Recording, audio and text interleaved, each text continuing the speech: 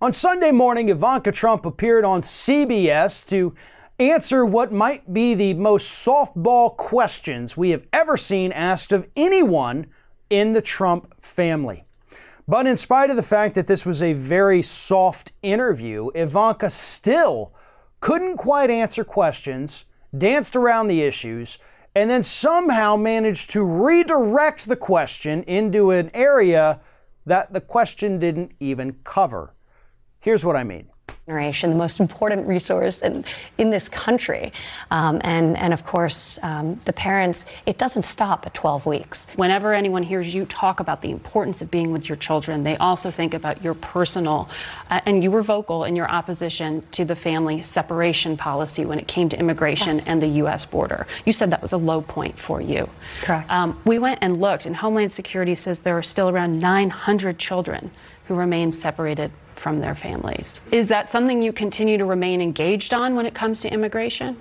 Well, immigration is not part of my portfolio. Obviously, I think everyone should be engaged, and the full force of the U.S. government is committed to this effort to border security, to protecting the most vulnerable. That includes those being trafficked across our border, which this president has committed to countering and combating human trafficking in an incredibly comprehensive, aggressive way. So the full United States government has been focused on this issue, starting with the president.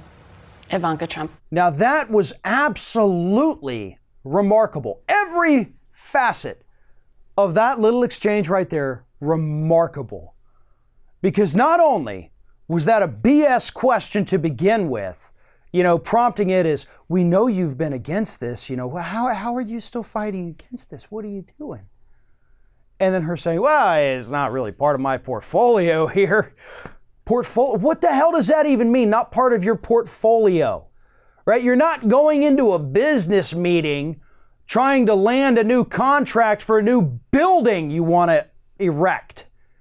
These are children separated from their parents and locked in cages by your dad's policies, Ivanka.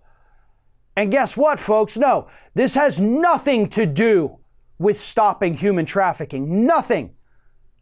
Because we know from the administration's own documents. I think everybody forgot that those documents were released like 6 months ago. No, we found out that they enacted this policy because they thought it would be a good deterrent. That's in the Department of Homeland Security emails that the House of Representatives got their hands on. We can see those emails. They exist. They are real.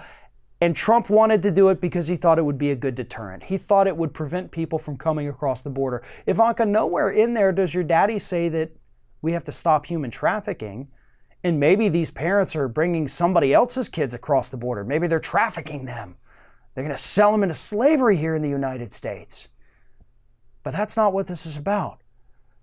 And the interviewer is probably even more disgusting than Ivanka Trump is right there. Because it's this kind of lazy media malpractice that absolutely allowed Donald Trump to become president. Now, perhaps this was a condition under which Ivanka agreed to come on CBS. No tough questions, or maybe even give us the questions in advance so that she can craft her responses to it. We've seen that happen plenty of times. People both on the left and right. We want the questions in advance. We want to be prepared. No gotcha questions. No, trying to get us backed into a corner. Not going to happen. I'm assuming that were the condition. That was one of the conditions under which Ivanka agreed to do this interview. But guess what? Once you got her in that chair, you got a captive audience. What is she going to do? Get pissed off, rip her mic off, and walk off stage? Fantastic. That means more viewers for you. But you can't go through like this. You can't interview people like this, especially when they refuse to answer the questions just because they don't want to. You allowed Ivanka Trump to take a very serious issue, tie it into another very serious but unrelated issue, and then immediately after that, you said, Ivanka Trump, thank you very much. And that was the end.